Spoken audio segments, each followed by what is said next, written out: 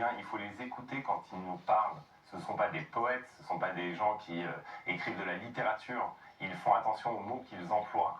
Et tous les services de sécurité avec lesquels j'étais en contact ces dernières années disent exactement la même chose. Vous savez, après l'invasion de la Géorgie en 2008, on nous a expliqué, mais Vladimir Poutine, son seul problème, c'est la Géorgie.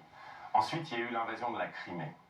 On nous a dit, mais Vladimir Poutine, son seul problème, c'est la Crimée. Ensuite, il y a l'invasion totale de l'Ukraine. Et là, les mêmes gens vont dire, eh bien, son seul problème, c'est l'Ukraine. Ce n'est pas son seul problème. Toute la propagande du régime russe, moi j'ai lu les dirigeants russes, j'ai écouté leurs discours, j'ai analysé leurs discours. On a des rapports sur ce qui se dit à la télévision russe tous les jours. Eh bien, les cibles, ce sont les capitales européennes. La cible, c'est l'Union européenne. Quand ils s'ingèrent dans les élections en Roumanie, eh bien, ils favorisent l'extrême droite en Roumanie et ils amènent le candidat de l'extrême droite via des manipulations sur les réseaux sociaux, via un déversement d'argent inouï dans la campagne roumaine, eh bien, ils l'amènent aux portes de la victoire. Donc en fait, on est dans une situation où ce sont nos démocraties qui sont menacées. Et les nations doivent faire respecter leur souveraineté. Et la souveraineté des Européens, aujourd'hui, elle est violée par la Russie. Quand des avions de guerre russes violent l'espace aérien de l'Union européenne et de l'OTAN. Oui, des avions de guerre en Estonie, en Roumanie, des avions de guerre russes qui violent l'espace aérien. De quelques kilomètres, on ne parle pas des drones qui se baladent sur les aéroports. On pourrait parler des drones qui se baladent sur les aéroports, oui. Et qui bloquent, non, là je parlais pas de ça en l'occurrence, mais qui bloquent le transport aérien en Europe, à Copenhague. Dernier mot, Jean-Sel.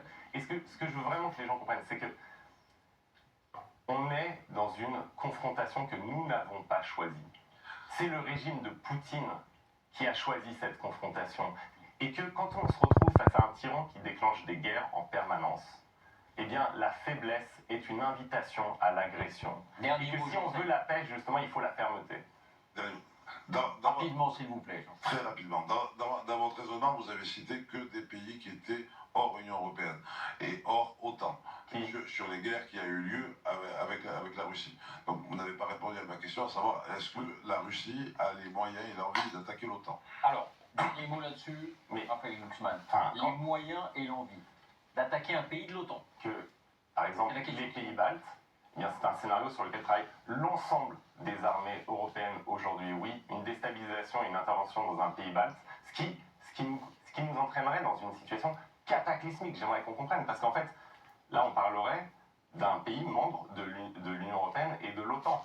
Et donc, si on veut éviter ça, eh bien, il faut soutenir les Ukrainiens. Aujourd'hui, c'est notre première ligne de défense. C'est notre première ligne de défense en Europe. Les mêmes gens qui vous expliquent que, eh bien, il ne fera rien dans les pays baltes, à la veille de l'invasion de l'Ukraine, face à moi sur les plateaux, m'expliquaient impossible, il ne le fera jamais, ce n'est pas dans son intérêt. Eh bien, son intérêt, c'est la déstabilisation de l'Europe, c'est même le cœur de son régime. Et quand on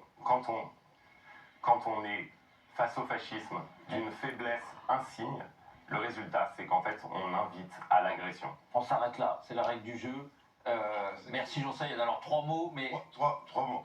Parce que par exemple, vous avez donné, on confond le soft power, qui existe aussi de la part des États-Unis, avec la guerre réelle. Bon. On n'est pas dans les mêmes budgets.